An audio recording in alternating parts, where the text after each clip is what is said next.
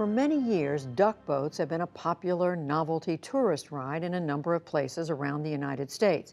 But as John Yang reports, last week's deadly accident in Branson, Missouri is putting questions about the safety of those vehicles in the spotlight once again. And some are asking whether they are properly regulated. In Indianapolis last night, a prayer vigil for 9 members of one family killed in last week's duck boat tragedy near Branson, Missouri. Safety experts say the dangers of duck boats have been well documented for nearly 2 decades. Peter Goals was managing director of the National Transportation Safety Board in the late 1990s. This was not an accident that came out of the blue. We've seen this before, and it's tragic that action hadn't been taken. The amphibious vehicles were built during World War II as military landing craft. Today, they operate as land and water tourist attractions in many U.S. cities, including Boston and Washington, D.C. Poor people. Late Thursday, a duck boat tour on Table Rock Lake in Missouri capsized during a severe storm, killing 19 of the 31 passengers on board. Video shot by people nearby show the doomed vessel battling near hurricane-force winds and quickly sinking as it takes on water. The boat's operators ventured out despite storm warnings. Tia Coleman lost 9 family members, including her husband and 3 children. Only she and a nephew survived. Since I've had a home, it's always been filled. It's always been filled with little feet and laughter.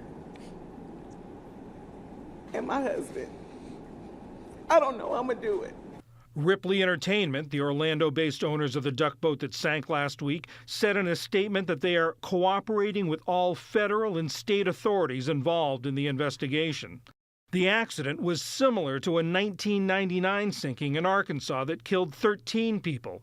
That boat was outfitted with a canopy roof, just like the one in last week's accident. After investigating the Arkansas incident, the NTSB concluded that the canopy was a major impediment to the survival of the passengers. Intended to protect riders from the weather, safety investigators say passengers can get trapped beneath the canopies as the boat takes on water and sinks. In the 1999 Arkansas accident, 7 of the 13 dead were found still inside, 4 of them pinned beneath the canopy. We found those to be a virtual death trap.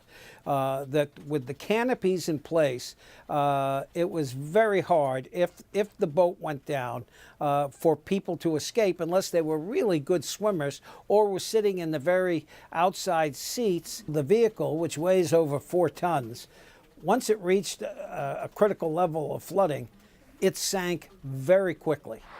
The NTSB's investigation led to several safety recommendations, including removing the canopies and improving the duck's buoyancy. The NTSB has no enforcement powers. We sent out 30 letters to the operators of the duck boats at that time. 14 of the operators never responded at all. The other 16 simply acknowledged getting the letter. Since 1999, more than 24 other people have died in duck boat accidents, both on land and on water. At least 3 government agencies, including the Coast Guard and the National Highway Traffic Safety Administration, share responsibility for duck boat safety. Because these vehicles kind of slip through the cracks in terms of regulation and oversight, is it a bus? Is it a seagoing vessel? Who really calls the shot? They tend to get very little scrutiny. Until tragedy strikes, as it did last week on this Missouri lake, claiming 17 lives. For the PBS NewsHour, I'm John Yang.